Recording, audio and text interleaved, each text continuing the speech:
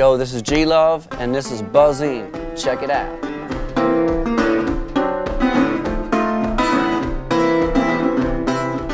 When we knew we were gonna get ready to go make a record, I'm always ready to make a record.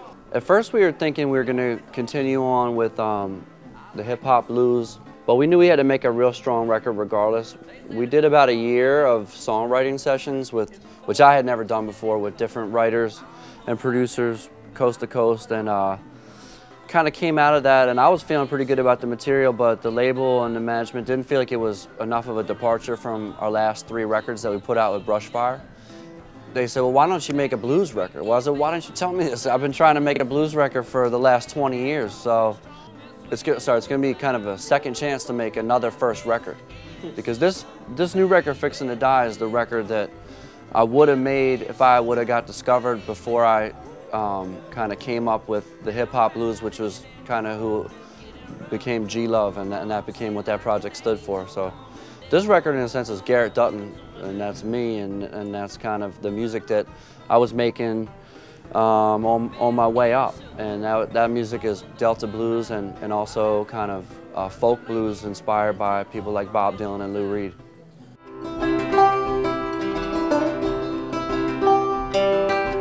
A buddy of mine, Jay Sweet, who is a writer for Pace magazine, he called me up and said, yo, you gotta come down and see the Avett Brothers at the House of Blues.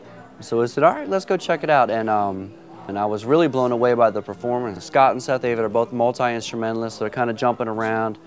The singing was beautiful, it was passionate, and really great interaction with the crowd. And I was like, wow, these guys are really something special.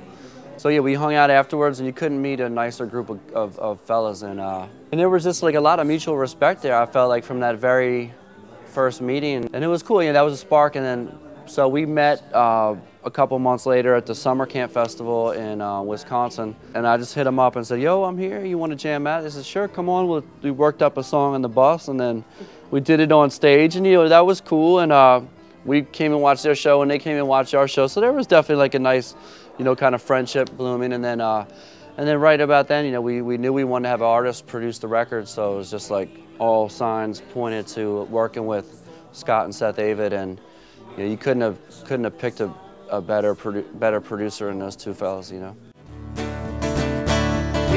funny in my mind, oh, I believe I'm fixing to die.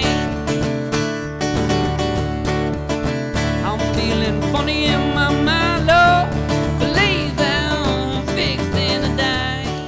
Well, this is great because this record is a record of the type of music I play when I'm not on stage, So this is the kind of stuff that you'd find me playing on my front porch, when I'm off the road and off the stage. So for me to be able to come up and get to do what I do, how I do it, it feels good, it feels natural. I think blues is something that you kind of have to earn your stripes on, and I've been out doing it and getting seasoned and marinated in the music for so long that, and now I'm also like, I'm not a kid anymore. Like when I first started, I was the young kid on the scene, and I still feel like that in my mind and my heart, but I have people come up to me and be like, yo, I've been listening to your record since high school, or I'm in high school and I just got your record, and it's a big influence. Chasing success or whatever it is you're chasing, and kind of just stay true to the music and really dig deep into your roots and dig deep into yourself and pull something out. That's kind of more important than everything else, So I feel like on this time around we really did do that. We kind of just said, let's just be us, let's just be us.